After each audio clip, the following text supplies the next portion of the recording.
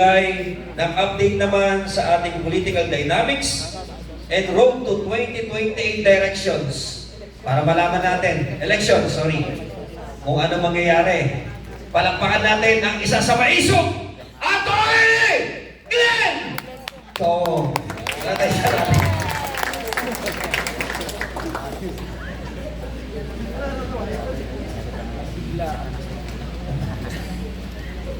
Magandang umaga po sa inyong lahat, sa mga nandito at sa mga nanonood po sa ating social media. Kap, nasaan natin si Kap? Meron na muna ko idagdag doon sa tanong ninyo about sa kay BP. Ito kasing mukha ni Lisa Marcos at si Bongbong Marcos, hindi mo talaga mapagkatiwalaan. Mukha pa lang ng dalawang demonyo na yan. So, assuming na makuha nila yung majority, before conviction, pwede pong mag-resign si Inday. At walang disqualification doon. Pwede siyang tumakbo sa 2020. Example niyan, si Erap. Diba? Natandaan nyo si Erap? He was not convicted kasi he relinquished his office. And then the next election, tumakbo siyang mayor ng Manila. So walang perpetual disqualification kapag hindi ka actually na-convicted. The recognition puts an end to the impeachment process. So walang conviction, pwede ko mag-ulit. So, and then, kung na-notice po ninyo, alam niyo naman si Kong Sip is an elected official. So in 2028, haharap po siya sa halalan. Pero did you notice na nakapula siya ngayon? Pareho kami. Kasi Chinese New Year today. Pang-aswerte niya yan. Kasi may eleksyon sa 2028. Hindi kasi siya nagtitiwala kay George Garcia. Saka yung Comelec niya. Diba? That's my topic today. Palaging minimension ni Kong Sid kanina, 32 million si Inday Sara. Yang 32 million na boto ni Inday Sara, totoong boto niya yan. Pero yung kay Marcos, hindi totoo yung 31.9 million niya. Dinagdagan nila yun. Kaya nga makita ninyo yung cross insecurity ni Marcos at ni Lisa kay Inday Sara. Kasi nakita nila yan eh. Ito, mahal na mahal to ng mga tao. Kaya umabot ng 32 million na boto niya. Pero yung si Bongbong, hindi gaano. I always maintain that Marcos got no more than 24 million votes. Kasi matindi din ang kalaban niya, incumbent Vice President, si Robredo.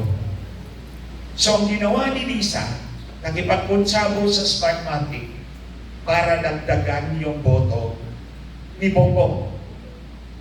Para idikit yung boto niya kay Inday. Because kung si Bongbong is 24 million at si Inday 32 million, sinong titingalain ninyong leader? Hindi si Bongbong, si Inday. Kaya, they are so insecure right at that moment, nagplano na sila how to get rid of her. Itong lahat na nakikita ninyo ngayon, that's part and parcel na kanilang balak to get rid of her. Because they have done so much havoc to this country, to our economy, and to our future. Takot sila na baka makulong sila sa 2028 kung hindi kanila ang kandidato. Kung hindi sa kanila yung presidente. And insecure sila masyado, knowing also that the election system, kahit pahawak nila, hindi rin sila sigurado na makalusot yung daya. Given the fact na si Inday is very popular. Kahit anong binabato nila kay Inday, mataas pa rin yung rating ni Inday. Diba? Oh. At kahit pa si George Garcia ang nandyan sa Comelec, hindi sila makakasiguro. Kasi yung eleksyon, yung daya, hindi yung eleksyon ha, yung daya ng eleksyon, hindi pwedeng whole numbers ang idadagdag mo. Kasi kung whole numbers ang idadagdag mo, dalawa ang posibleng mangyari. Either lumagpas ka sa total number of registered voters, edi mahuhuli ka kaagad. Or, the result becomes so impossible na walang maniniwala. So, ang daya is a certain percentage. Percentage yan. Hindi pwedeng whole numbers ang ibibigay mo sa dadayain mong kandidato. Kasi nga, lalagpas ka sa total number of registered voters, or the result become very impossible. Very incredible actually. So percentage yan. Pero kung sobrang dami ang botong binigay natin kay Inday Sara, hindi aabutin ng kanilang daya. That's the danger.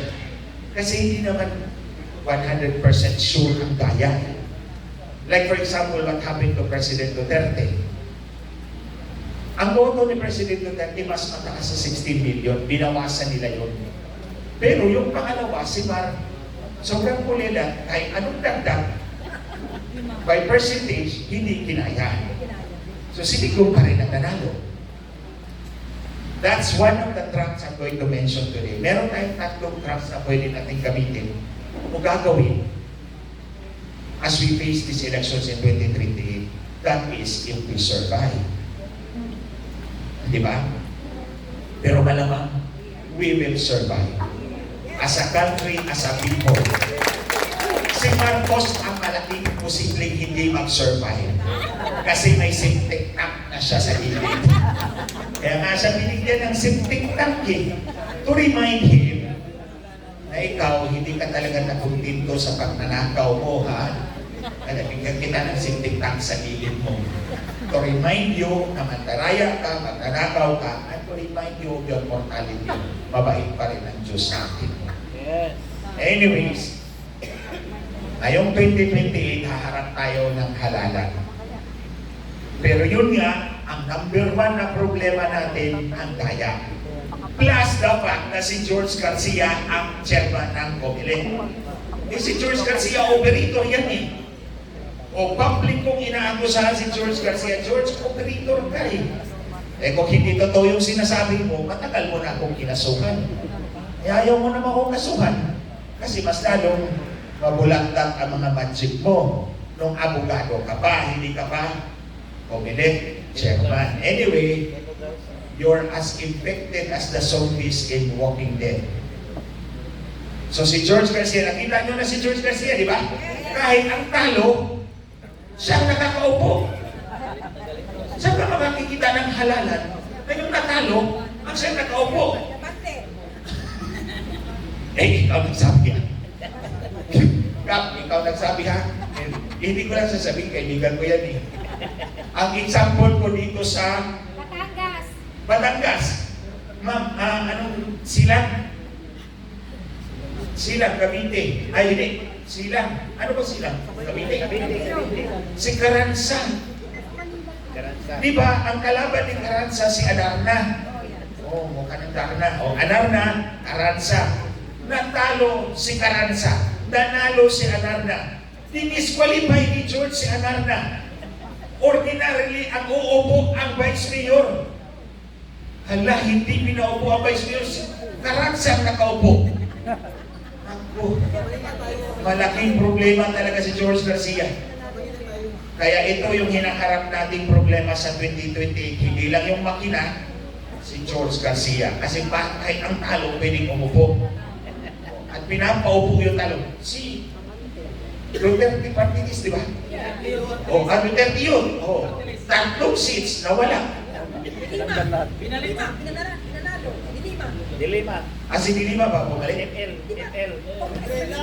Okay na. Alam ko na. Si George Garcia yan. Anyway, ito mga kababayan, tatlong tracks. Unang track, yung hybrid election system. We have 2 years, pero imposible yun. Palagi nating sinasabi na dapat hybrid election system ang gagawin natin, election system. Ito yung mano-manong botohan. Automated yung, mano-manong bilangan. Automated yung transmission. Kasi po, sa mano-manong botohan, mano-manong bilangan, mano-manong transmission, kikidnapin yung ballot box, papalitan yung election returns, Kaya pagdating sa munisipyo, ang nanalo sa presinto, talo na. Kaya ang gagawin natin, manual voting, manual counting, bibilangin natin yan dyan sa harap ng publiko, tas automated yung transmission para walang makapandaya. Kung dadayain mo man sa transmission, mahuhuli ka kasi binilang yan doon sa presinto. Alam ng tao yun. But given the fact that Congress is controlled by Marcos, hindi sila papayag doon. But that's one track we can still do. Kung, diba, 2 taon, pwede pa. We have 2 years to go. Pwede pa. Pero that's one track na pwede natin gawin. The other track is mag-file tayo ng petition sa Supreme Court to allow us na bilangin natin yung voter receipt para ma-verify natin na yung resulta sa makina tugma doon sa voter receipt natin. Meron yang kaso dito sa House of Representatives dati. Patunay ko talaga yan na totoo yung daya ni Smartmatic at ni Comelec. Si Congressman William Puerte, namatay na po siya. Nabuksan yung kanyang mga balota dito sa House of Representatives. Sa 100 presinto, pinawasan siya ng 17,000 votes. Ang kalaban, si Bordado, speechwriter ni Jesse Robredo, tao ni Leni Robredo, dinagdagan ng 8,000 boto. And the documents are certified true copy. Pinilang isa-isa yung balota, ginawa ng election revision report, certified true copy ng House of Representatives. Umabot to sa Supreme Court, pero hindi pinakita ng abogado yung mga resulta mula sa HREB. Kaya sabi ng Supreme Court, wala kaming pagbabasihan. This time, kung mag-file kayo ng petition, yun ang ipapakita natin sa Supreme Court. Hindi tama ang bilang ng makina doon sa balota. The only recourse for the public is bilangin natin yung balota, ay yung voter receipt, para hindi tayo madihado, hindi tayo madaya. That's the second trap. And the third trap is, tulad ng sinabi ko kanina, ang daya hindi pwedeng whole numbers. It has to be a certain percentage. So anong response natin doon? Vote surge. Ibuhos natin lahat ng botong pwede natin ibuhos para sa kandidato natin sa 2028. Kaya yung suporta natin kay Inday Sara, 100%, you can exceed that one, mas daming boto ang ibigay natin sa kanya. Because you see, si Marcos, pwedeng 5 ang tumakbong presidente sa 2028. Posibleng 5, posibleng 4, posibleng 3, patat 1. So, sa opposition, merong, si Inday Sara is definitely 1. Pwedeng may 3 kandidato for president. But yung sa 3 na yan, hindi ka makasiguro na hindi kay Marcos yan. Tataya at tataya yung mag-asawang banga dyan sa 3 na yan. So dito sa election sa 2028, it's Duterte and nothing else. Ibuhos natin ang boto natin kay Inday Sara para tumaas ng gusto yung kanyang boto at hindi na ma-overtake ng kanilang daya. That's the third trap. So ito yung ating dapat gawin. Tulad na ng sinabi ko, yung hybrid election system, malabo yun. Kasi nga kontrolado nila yung House of Representatives. Dito sa petition sa Supreme Court, pwede pa. I will draft with patulong ako ito, General, yes. Kami ni Atty. Vic, we will draft a petition. Kailangan nating suportahan yun. Bilangin natin ang ating voter receipt para ma-verify natin yung makina. Tandaan ninyo, lahat ng automated machines, susunod lang yan kung ano yung instruction sa kanila. Ordinarily, 1 plus 1 equals 2. Pero kung ako yung programmer at sasabihin mong 1 plus 1 equals 11, 11 ang i-report ng kanila. Hindi 2. Kasi, kaya nga tayo nag-automated because these are repetitive tasks. Yung pagbilang ng boto, pag-report ng boto, repetitive yan. Sumusunod lang yung computer sa instruction sa kanya. No matter anong sasabihin ni George Garcia, huwag kayong maniwala sa kanya. Ang tandaan lang ninyo, ang talo na ipapanalo ni George Garcia. Doon pa lang, huwag nyo nang pagkatiwalaan ang COMELEC. Ang tawag ko nga dyan, komisyon o eleksyon. Hindi komisyon on election sa komisyon o eleksyon. Kung magbayad ka ng komisyon, walang eleksyon. Pag hindi ka magbayad ng komisyon, may eleksyon. Oh. Yan. Yung mga hayop dyan sa COMELEC na yan. Wala mapilit dyan sa kanila. Ito ang tandaan natin. Gagawin natin to because our future is at stake. Alam ni Marcos na kapag si Inday ang manalong presidente, makukulong sila. Diba? Kasi pinakulong nila ang tatay ni Inday eh. So ngayon, I really want Marcos to be in prison. Kasi alam ko kung gaano kalawak yung kanilang pandaraya at pagdakaw sa kaban ng bayan. Tulad ka ng sinabi ni Kong Sid kanina, actually talo na tayo ng Vietnam. Dati ang Vietnam, ano ba yan? Noong 1970s, di ba sila pumunta dito sa atin as refugees? Oh, ngayon, ang layo na nila kaysa sa atin. Yung GDP per capita nila is mas mataas kaysa GDP per capita ng Pilipinas. In short, the average Vietnamese is richer than the average Filipino. So, hindi malayo na baka ma-overtake na naman tayo ng Cambodia or Burma, Myanmar pala. Every time, ito ha, if we don't fight, every time we fail to fight, every time we fail to win, they win. And every time they win, they always see us as losers. So the more naaabusuhin tayo kapag hindi tayo lumaban. And we should keep fighting because we never know. Victory is just around the corner. Yes. If we don't keep fighting, we will never reach the corner and we will never taste victory. But if we keep fighting on and on, you never know when we will hit the lucky punch. Wawagin ng mayaw. At magwawagi tayo kasama si Kapitana.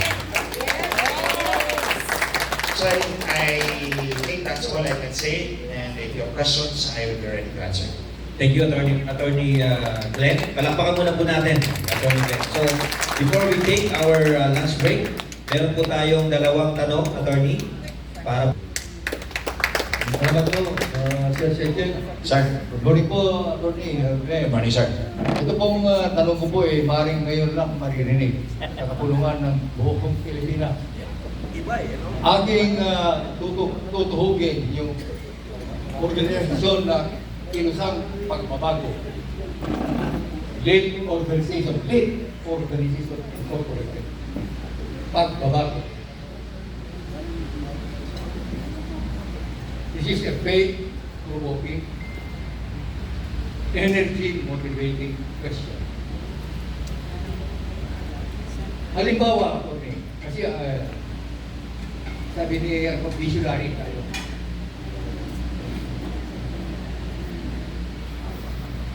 I will compromise my life.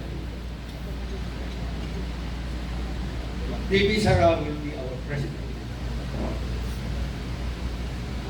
I have that conviction and faith in the Lord Jesus Christ. Ano ang mag-isog na sagot natin sa tanong? How about if we will win the prize? What motivational energy, faith-provoking return sa ating mga maisog ngayon para lalong sisigla, hindi matatakot, at titibay upang ipursige ang isang tunay na pagbabago sa ating bansa. Kasi tayo lahat nagnanais ng pagbabago na tunay. Hindi lang pagbabago ng salita, it is a mighty change in the heart. Ano po, Atty. Amra? Sir, ano po tanong ninyo, sir? Ano yung plano ng those in the loop? Sige, sir. Assurance na Sige, sir. return naman dito sa mga nagsakripisyo. Kasi iyan ang narrative sa baba. Ano realidad? Ano yung matalikari? Baka mangyari nung Kore, tayo nagsisigaw, pero iba yung inupo. Yun po, tanong realidad po. Sir, ganito po I cannot promise you anything because I am not the candidate. Iba po yun kung ako yung mag-promise. Kasi nung una akong tumakbo as congressman sa Biliran, hindi naman po ako kilala eh. I was nobody. I just passed the bar and then I worked in a supermarket as operations manager and then hindi ako kilala ng mga taga-Biliran at tatay. So ginawa ko, sumulat ko ako sa kanila, isang appeal letter sa kabila naman yung mga pangako ko. Ito yung pangako ko sa inyo, ito yung gagawin ko para pwede kong congressman at pinirmahan ko yun. Wala pong politiko o walang kandidato mangangako sa inyo in black and white at pipirmahan. Dahil lahat ng pangako, napapako. But rest assured, sir, I'm here sa Maiso. I'm guided by the same principle na kung ano yung pinangako natin sa taong bayan, yun ang ibibigay natin sa kanila. On my part, kung nandun ako, I will do my best. Ang palagi kong sinasabi is, gusto kong umasenso ang buhay ng bawat Pilipino. That's as honest as I can be. And God can strike me dead kung ako yung nagsisimalingin sa inyo. Now, God can strike me dead. Kasi ang Diyos lang naman nakakalam kung ano nasa puso mo eh. That's exactly what I want. Na lahat tayo umasenso ng sabay-sabay. Tumaya ako rito sa Nangiso because kilala ko yung dalawang mag-asawa Marcos. Mga walang kwentang kaluluwa yan. Kaya nga nagsisidya ko ng kanina gabi-gabi. For the eternal damnation of their souls, God forgive me. Kasi they are incorrigibly corrupt, hopelessly corrupt. Wala tayong pag-asa sa dalawang Marcos na yan. Si Marcos Jr. at si Lisa Marcos. Hindi ko tatawagin presidente yan. Kasi hindi naman totoong presidente yan eh. Dinagdagan niya yung boto niya eh. And look at me. Hindi nila ako kayang kasuhan. Hindi nila ako kayang i-shut up. Because I'm speaking the truth. Totoo yung sinasabi ko. So, sa tanong ninyo, sir, ano may best kung umabot tayo doon sa punto na yun? Kung ano man yung ibibigay nila sa amin na posisyon sa Maiso, we will do our best to alleviate the lives of our people. Because that's what you have been fighting for.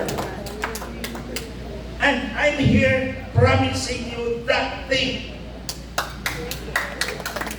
Na mabago ang buhay ng bawat Pilipino. Because we deserved that a long time ago.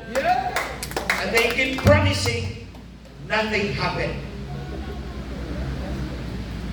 So I hope we're able to encourage our people. Si Inday, makikinig naman po yan. And no leader would want to betray his people. Except lang itong dalawang Marcos na to. Traitor talaga to. True and true. Tingnan mo, lahat ng sumuporta sa kanila, wala na sa kanila ngayon. Number one ako. Si Maharlika. Si Trixie. Si Javin Singson. Si ako, si Atty. Vic. Attorney Vivian, Ang pinakamalaki, si Inday Sara. Attorney Vivian, please let's acknowledge the tinig na Maiso, Attorney Vic Rodriguez. So yun. hope, sir, I was able to answer your question. Sige. May question ka? May question kayo? Okay, meron po kong dalawa. Si Kap, meron din. Sige. Si, from Central Luzon again, Doc Edwin Manini. Palakpakan po namin. Once again, please acknowledge Attorney Vic Rubigas. Okay, magandang natin po, Attorney Glenn. Hi, Bishop. Yes. Good noon. Tatanong ko lang ho, regarding po dito sa nakarang eleksyon, alam ho natin, nabanggit niyo ho kanina, yung pong mga allegedly na mga dayaan na nangyari nung nakarang eleksyon. At parang napakarami nga po niyan. At tayo rin po ay apektado yan. Sa PDP, alam natin na marami naman tayong mga kasamaang mga abogado. Hindi ho ba posible na ma-impeach si Chairman Garcia? Nagtataka lang po kasi ako bakit wala hong nagkakaroon ng move o paggalaw o pagkilos para ma-impeach dahil siya ho isang impeachable officer. At marami naman ho tayong magigaling na mga abogado. At kung itutuloy ho natin ang eleksyon at siya pa rin ang chairman, hindi na ho tayo makakasigurado na magiging malinis to. Hindi ho ba natin pwedeng gawin na ma-impeach po itong si Chairman Garcia? Yun lang po. Bishop, thank you for your question. Yes, si George Garcia is an impeachable officer. Ang problema lang natin dyan, Bishop, ang evidence ng dayaan, mahirap natin makuha. Because hawak-hawak nila yun, pinapantayan nila yun. Unless we have evidence na different from what is for an impeachable offense, pwede natin gawin yun. Sige sir, i-add ko na lang yung pang-fourth track natin. Pero ito ha, kahit si George Garcia ay matatanggal, assuming matanggal, kasi kontrolado nga nila yung House of Representatives. Pagdating pa lang sa Justice Committee, papatayin na nila yan. But at any rate, for purposes of publicity, para ma-highlight yung kahayupan ni George Garcia, gawin natin yun, Bishop. Okay, thank you.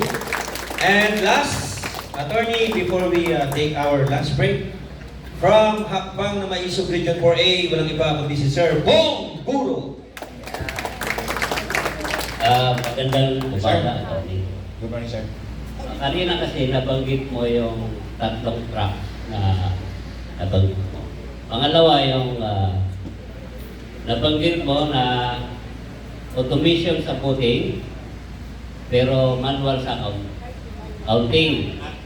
Manual sa voting, manual sa counting, automation ng transmission. Okay.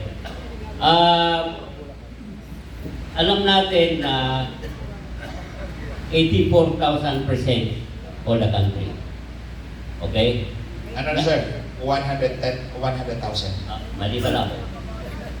Yun ang ko nung ako rin ko mga kandidato. So, alam natin ang mga kakuhalan ng kopya ng election return yung dominant party. Ngayon, nangyari ito itong nakarang eleksyon, 2025. Tayo, lalo na tayong maisog, wala tayong hawak na kopya ng election return. Pati yung ano. Paano natin may paano tayo makasigurado na kapag yung counting, yung canvassing, paano natin ma-prove na may dayaan kung wala tayong kopya? So ngayon, alam natin na 2 years and 2 months of election, pero mabilis ang panahon. So, paano natin yun magagampanan? Yung ganong, para makakuha tayo ng ebidensya. Sir, track number 2 is about a petition sa Supreme Court. Yung bibilangin natin yung resibo. Ang mahalaga, mabilang natin yung resibo, yung election return, doon natin ipapangga yan sa election return. Kahit wala tayong kopya, merong kopya yan sa labas ng pintuan ng classroom. Kasi nung pag nag-print na yung election returns, ang isang copy niyan, ipopost yan sa harap ng, doon sa pintuan ng classroom, ipopost yan doon. So, wala pa rin say-say kung election return lang hawak mo. Kasi ang makina ang nagbilang yan eh. Hindi mo na-verified yan eh. Kaya nga mag-file tayo ng petition sa Supreme Court to allow us to count the voter receipt. Para mabilang natin yung resibo at ikumpara natin doon sa election return kung tuma ba. Kung tama ba yung pagbilang ng makina. Kasi kung hindi, madadayak pa rin tayo. So that's exactly what I think the most feasible is to file a petition in the Supreme Court to allow us to count the voter receipt. Given the fact na meron na tayong ebidensya na hindi talaga tugma yung bilang ng makina at yung balota. And these are admissible in court kasi certified true copy yung ebidensya na hawak namin. And this was available only in 2022. Wala pa tulong dati. 2022, pa-election na eh. And then noong 2025, hindi naman ako nakapag-file this time. Kasi presidential election ngayon. Kahit yung presidente lang ang bilangin natin, hindi natin bilangin lahat. Kasi kung bibilangin natin lahat, maubos naman yung oras natin. Ang mahalaga, maprotektahan natin ang boto ng ating presidente. Because that's the key. Hindi pwedeng under no circumstance na manalo yung kandidato ni Marcos. Because it will all be the same. And then pag nanalo ang kandidato ni Marcos, ipipilit niya yung anak niya sa susunod na eleksyon. That's the danger. Basta Marcos, kawatan talaga. Attorney, pasigil ng isang tanong. Ayos. Attorney Glenn, hypothetical question, mabigyan ka ng biyaya na, or task, diba? And challenge, no? Na sabihin sa'yo ni Vice President Sara Duterte, kapag presidente na siya, Attorney Glenn, ikaw nang bahala sa Comelec. Ano mo nang nililisin? Tao o teknolohiya? Kung ako, ang hihingin ko kay Inday Sara, i-abolish mo muna yung Comelec. Lahat ng tao dyan, papalitan mo, maliban lang sa janitor. Janitor, clerk, yung mga low employees. Alam mo yung mga security, minsan pumapasok naman ako dyan sa Comelec. Ang janitor, ang security, nagpapasalamat po sa akin. Sabi nila, Atty, kasama po kami sa laban para malinis yung eleksyon. Wala lang kami magagawa kasi sila ang mga Diyos dito. So kaya tinatandaan ko yan. Yung mga janitor, yung mga security, walang kinalaman yan. Pero kung ako, abolish the Comelec first. Lahat ng tao na tatanggalin, palitan natin yung election system. Wala namang say-say. Kung ang papalitan mo lang ang election system eh. Kung nandiyan pa rin yung mga Resident Evil, ay walang mangyayari. Tawag ito Resident Evil eh. Evil talaga eh. And kung pwede lang, umalis dyan sa Palasyo del Gobernador. Kasi nga, para sa inyong kalaman, yung Palasyo del Gobernador, di ba yung Comelec?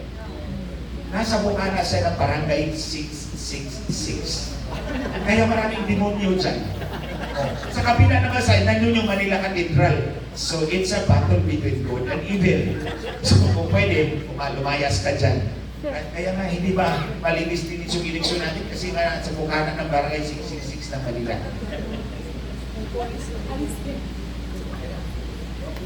Kap, meron ka ba? Okay na. So I think, meron pa ba? Ayaw akong magsalita yung Ayaw naman magsalitain. Baka bawiin yung sakyan natin, magsalitain na natin to. Hello. Tama yung sinabi ni Presido, sir. Magmula noong September 13, ang sasakyan ko ginagamit hanggang ngayon. Hindi pa tapos yung gera, di ba? So, ang tanong ko naman po, hindi ako nagtatanong. Nagpapasalamat ko. Alam niyo kung bakit? Isa kayong angel. Nandito sa- Lahat tayo, ma'am. Opo. Kap, lahat Pero- tayong nandito, angels. Kasi lahat ang nasa Malacanang, Devil. Nasa Comelec. Sir, nasabi ko bro. Dito si Kapitana, kasama ko na to eh. Sa laban sa eleksyon noong 2016. Ang tagal na kami magkasama nito. Una-muna, nagpapasalamat ako kay God. Dalang ka ngayon, nakikipak pa din tayo. Si Bongbong Marcos, nasa St. Luke na, pero hindi pa kinukuha yung hangin na sinisimuot niya. Siguro meron pa siyang plano, may purpose pa, na dapat ang maisog through the leadership of nandito si Yusek Tem, na nandito sa birthday ko ng 28. Marami na daw nagseselo sa akin dahil nandito siya sa birthday ko. So, isa rin yung pinakasalamatan ko yun. Alam niyo ba, bakit sir? Kung hindi ako nakinig kay Presido noong September 13, na in-invite ako doon na pinunta ako sa Payatas, sabi ko, magagawa ko sa inyo, senior citizen na ako. Wala na ako sa posisyon. 18 years kasi ako ng posisyon sa Payatas. Ano magagawa ko sa inyo? Senior citizen na ako. Wala akong posisyon sa gobyerno. Narekomenda kasi ako ng isang kasama natin si Councilor Ponce sa Pampanga. So, I'm proud. Ibig sabihin, kaya naman ako sumama dito sa grupo na ito. Hindi ko man din alam yung maisog eh.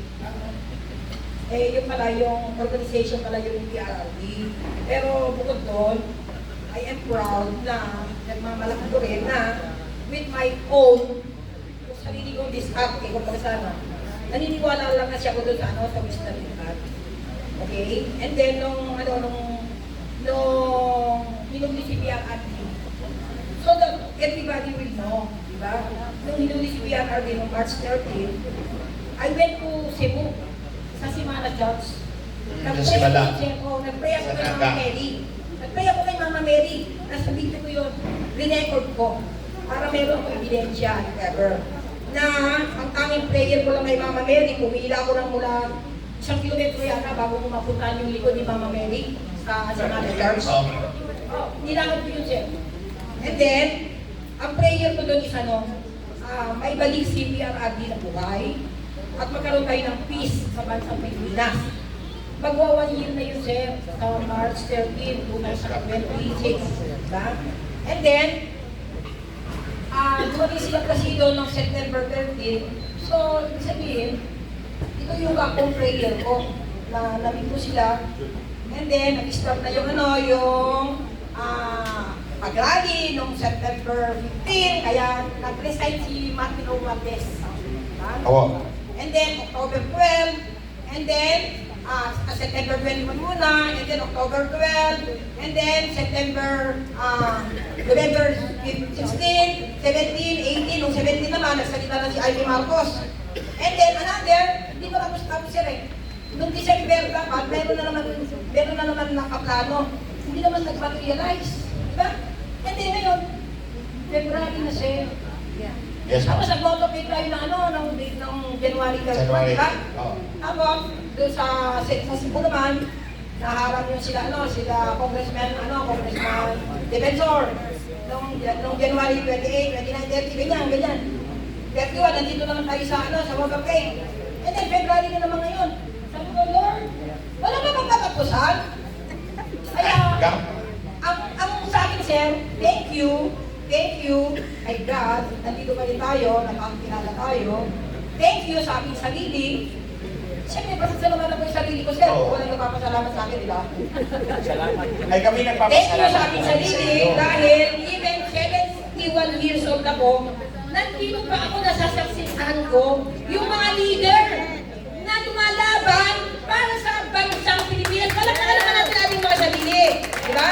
And most especially, yung pero meron ako ibubulgar sa inyo, sir. Alam mo yung libro ko, na hiniram ni Presido, magmula ng September 20, hindi ito soli. Alam mo, sir, ang title ng libro ko? Bakit hindi mo makuha ang gusto mo? Hindi mahalaga yung gusto mo! Ang mahalaga, gusto ni God. Yun lang po, maraming salamat. Ito lang masasabi ko ha. Lahat tayo, isa-isa, does not know each other since Adam.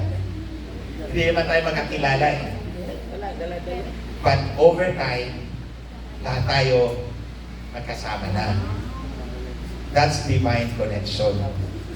Kinokonek tayo ng Diyos because magkapareho yung tibok ng puso natin para sa bansa natin pinamahal.